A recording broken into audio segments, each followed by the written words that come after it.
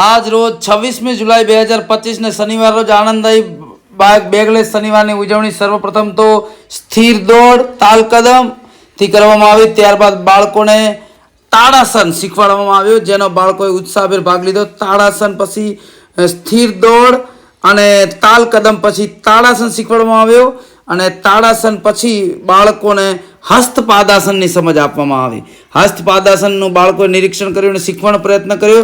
ત્યારબાદ કેટલા તમે કહો એટલાય રમત રમાડવામાં આવી, જેમાં બાળકોએ ખૂબ જ આનંદ સાથે ભાગ લીધો। ત્યાર પછી એક્શન પ્રવૃત્તિ પરથી ધારણા કરવાની રમત, જેમાં ઉનાળાની ધારણા કરવાની, ત્યારબાદ ભૂલ ભૂલામણી વાળી રમત, ત્યારબાદ ક્રાફ્ટ વર્ક કરવામાં આવ્યો, જેમાં ક્રાફ્ટ વર્ક અને ચીટક કામ, કાગળ કામ, છાપ કામમાં તો બાળકોએ ખૂબ જ ઉત્સાહભેર ભાગ લીધો।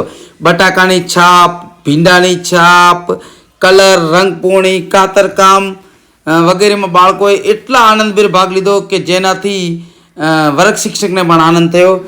બાળકોએ પોતાની રીતે જ પોતાની બધી વસ્તુઓ લાવ્યા હતા, જેમાં પાંદડા ઉપર કલર કરીને તેમને છાપ પાડવાની, ભીંડા ઉપર, બટાકા ઉપર અને અવનવી પ્રવૃત્તિઓ કરવાની, જેથી બાળકોમાં સર્જનાત્મક શક્તિનો વિકાસ થાય, બાળકોના ઉત્સાહમાં વધારો થાય અને બાળકો શાળામાં દર શનિવારે મોડા ના આવે પરંતુ મોટી સંખ્યામાં આવે એવું આયોજન હતું।